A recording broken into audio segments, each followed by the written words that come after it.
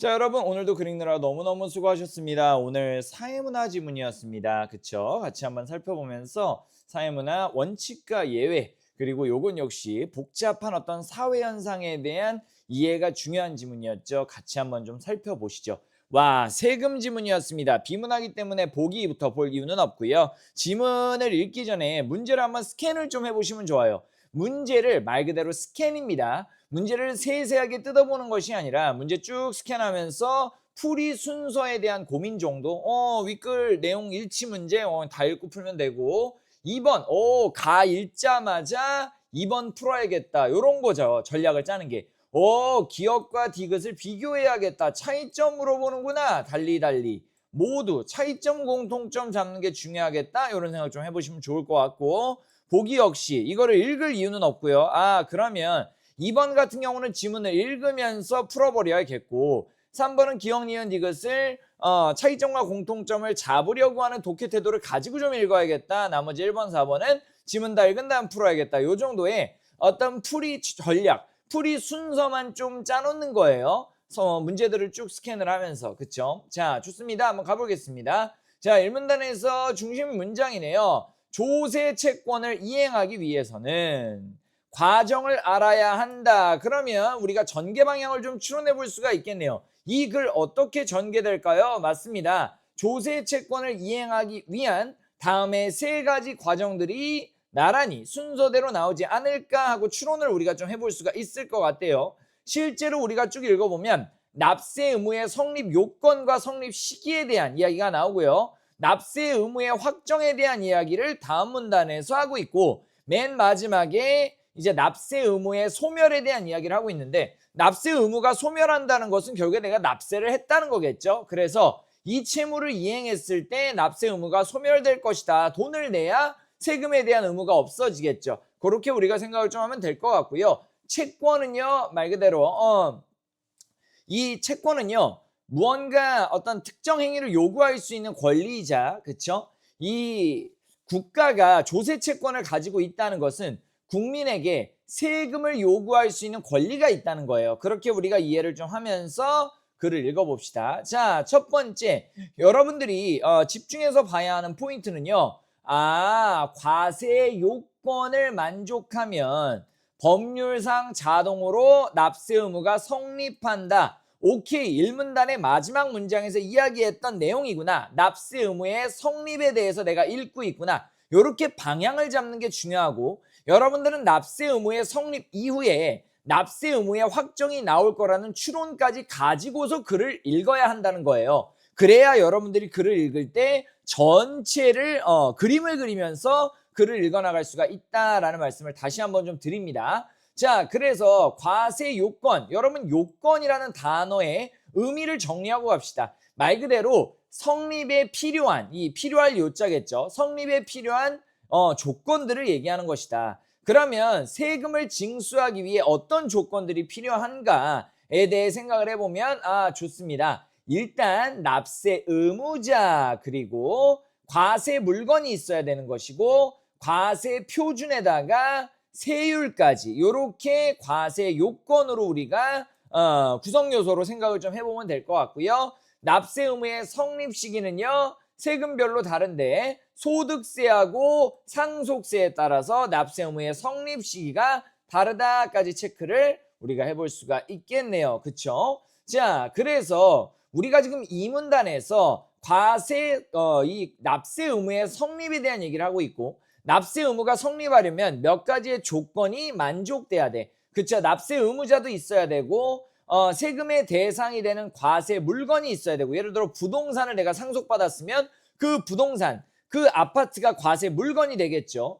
그 다음에 금액이 과세 표준일 것이고, 그 다음에 이 얼마만큼을 세금으로 뺄 것이냐, 세율도 중요하다. 이런 요건들이 다 충족이 되면 그때 납세 의무가 이제 성립한다라고 읽으시면 되겠네요. 자, 그 다음에 의미심장한 정보입니다. 만약에 세법이 개정된 후 시행돼, 그러면 어때? 납세 의무가 성립했던 당시의 법령이 적용된다. 다시 얘기해서 세법이 개정됐더라도요, 세법이 개정된 후 시행됐더라도요, 납세 의무가 성립했을 당시의 법령이 적용이 된다는 거야. 그러면 지금 납세 의무가 언제 성립했다?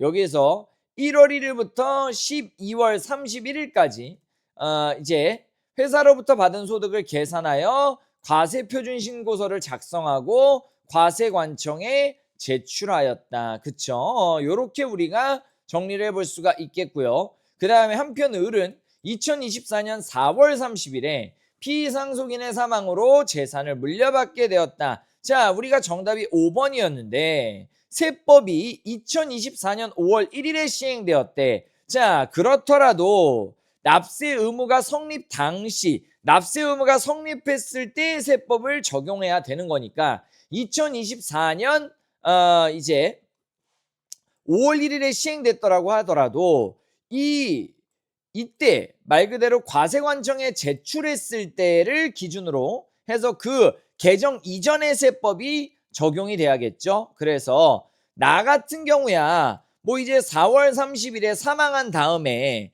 그 다음에 과세관청에서 예를 들어서 이 을에게 상속세를 매겼을 때 세금이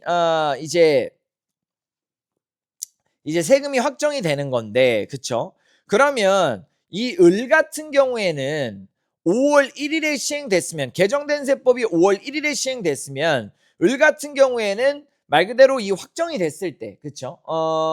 여기서 얘기했지만 이 납세 의무가 성립했을 때, 납세 의무가 성립했을 때가 5월 1일 이후일 수도 있겠지만 얘 같은 경우는 2023년이기 때문에 납세 의무가 이 개정된 세법이 시행되기 이전에 확정됐을 거란 말이에요. 그러니까 납세 의무가 성립 당시의 세법을 적용해야 하기 때문에 갑 같은 경우에는요 개정 이후가 아닌 개정 이전의 세법을 적용하여 세액을 신고하고 납부해야겠다. 이렇게 정리를 해야 되기 때문에 정답은 5번이 되는 것입니다. 자, 이렇게 해서 우리가 말 그대로 납세 의무의 성립에 대해서 좀 읽어봤고요.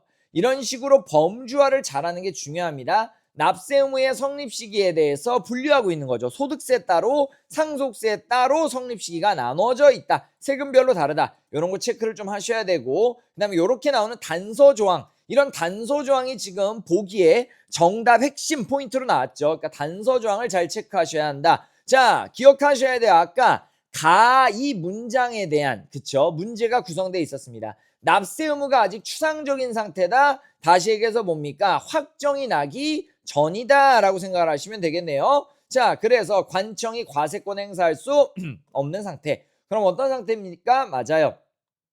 납세 의무자의 세액과 기한 등이 제대로 정해지지 않은 상태다. 이렇게 체크하시면 되겠네요. 우리가 가를 읽었을 때, 그치? 그렇구나. 이 납세 의무가 아직 추상적이라는 것은, 그치? 말 그대로, 여기도 좀 읽어봐야겠네요. 납부할 세액과 납부 기한 등이 정해지면, 그때 납세 의무가 확정됐다라고 하니까, 납세 의무가 아직 추상적이다라는 말은 결국에 세액과 납부 기한이 정해지지 않았다라는 문장과 연결되니까, 여기 이 가의 전후까지 읽으신 다음에 여러분들 확인해서 2번을 고르시면 되겠다라는 얘기를 할 수가 있는 것이고, 자, 제가 밑줄을 쳐놨죠. 이제 납세 의무가 성립됐으면 이제 뭐 나와야 되죠? 납세 의무의 확정이 나와야 된단 말이야. 확정이라는 건 뭡니까? 납부할 세액과 납부 기한 등이 정해지는 거야. 말 그대로 아까 위에서 얘기했던 납세 의무자, 과세 물건, 과세 표준, 세율 이런 것들이 다 정해지면 이제 실제 계산을 해서 이제 납부할 세액하고 납부 기한을 정하는 거죠. 그걸 확정이라고 한다. 두 번째, 우리가 예상한 대로 추론한 대로 납세 의무의 성립 뒤에 납세 의무의 확정이 나온 것까지 확인을 하시면 되겠고, 그럼 그 뒤에는 납세 의무의 소멸이 나오겠다까지 우리가 추론해 볼 수가 있다라는 거죠. 자, 그 다음에 이때 확정 같은 경우는요, 변경이 허용되는 잠정적인 확정이래 원칙과 예외적으로 나누어져 있고, 본격적으로 기역이 나오고 니은이 나오고 디귿이 나오는데, 자, 일단 확인해 봅시다. 납세 의무가 원칙적으로는 절차에 따라 확정해야 하는 거지만 예외적으로는요, 그냥 납세 의무의 성립과 동시에 아까 얘기한 것처럼 이런 것들이 성립되면 저절로 세금이 결정되는, 다시 얘기해서 우리가 좀 포인트, 대립지점을 잡아보자면 신고를 하지 않아도 자동 확정되는 방식이 있다란 말이야. 선생님 그러면요 자동 확정 방식이 아닌 절차에 따른 확정 방식, 다시 얘기해서 예외가 아닌 원칙은요 뭐가 필요한 거예요?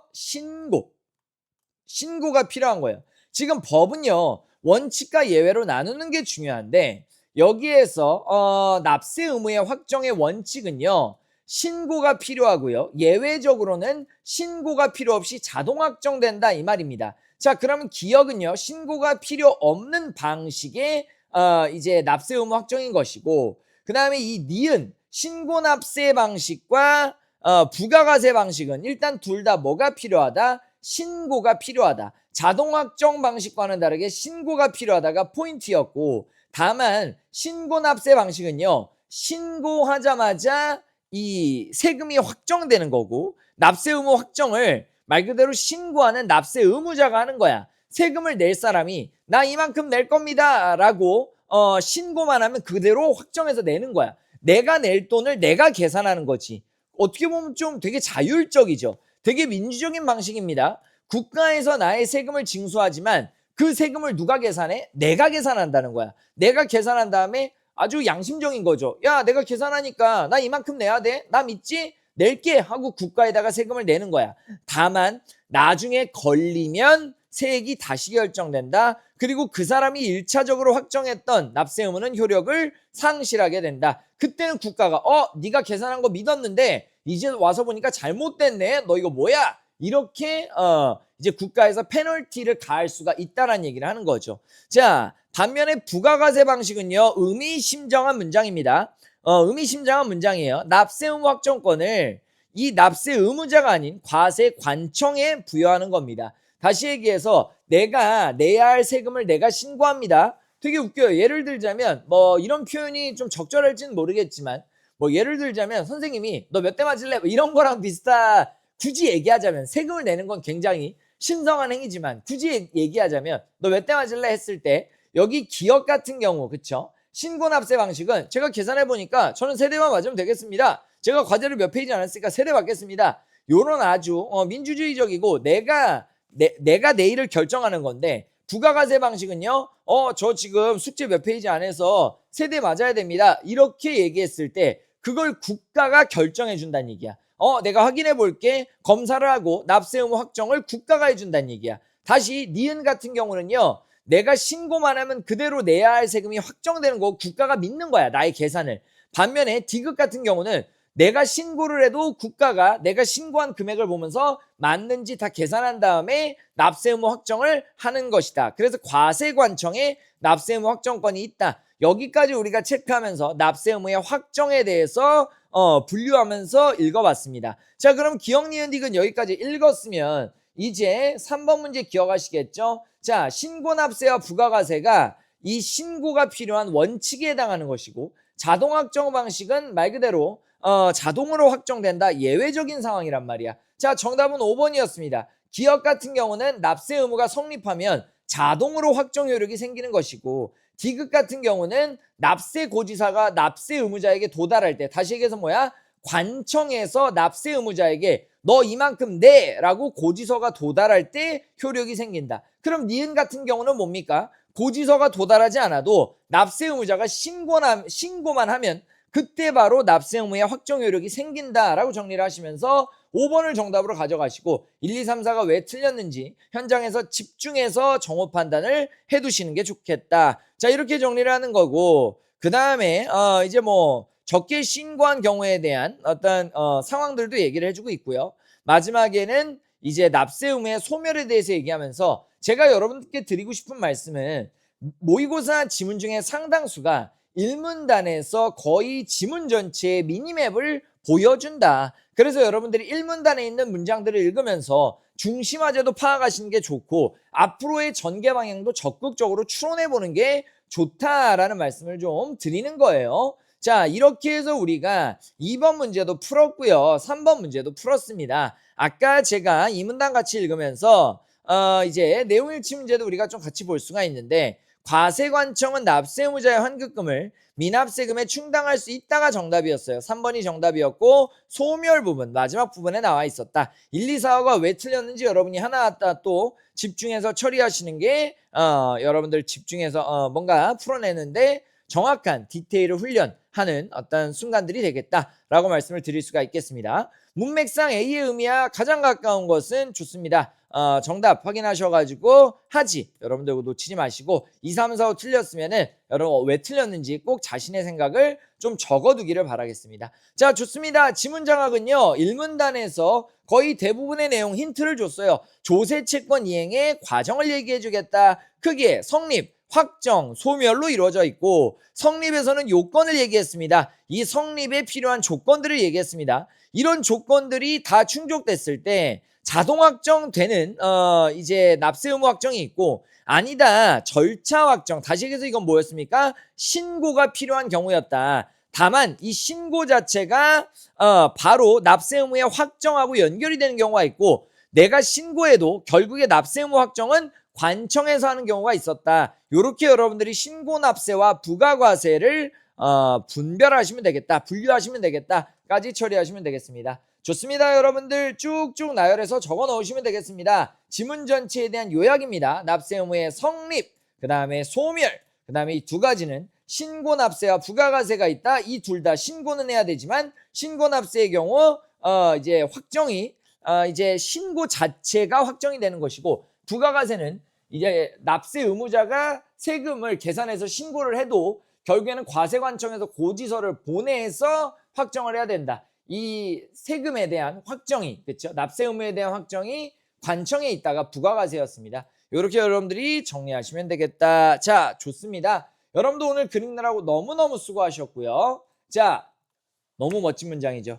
숲을 걸었다. 나는 인적이 드문 길을 택했다. 여러분 모두가 가는 길보다는요 조금 두렵고 힘들더라도 여러분의 마음이 이제 동하는 곳, 여러분들의 마음이 반응하는 곳, 내가 한번 가보고 싶은 호기심이 드는 곳, 그런 곳을 선택하는 것도 너무나 멋진 인생이 펼쳐지는데 중요한 터닝 포인트가 된다고 볼 수 있겠습니다. 늘 말씀드리지만 여러분들 용기 있게 여러분의 마음의 소리를 따라서 한 발짝 한 발짝 걸어 나가시기를 바라겠습니다. 저 역시 그냥 뭐 일반적인 길들도 있지만 항상 저는요 남들이 생각하지 않는 걸 생각을 좀 하려고 해요. 모두가 강의에만 집중할 때 저는 실제로 여러분들이 과제를 수행하게 만들 수 있는 결국에 학습자 중심의 교육이 가장 중요하다고 생각했고 모두가 이제 그 학습자 중심의 교육을 등한시할 때 제가 인적이 드문 길을 택했고요. 정말 많은 것들이 달라져서 너무나 많은 친구들이 나와 함께 1일 1지문을 띄면서 눈부신 역전과 결과들을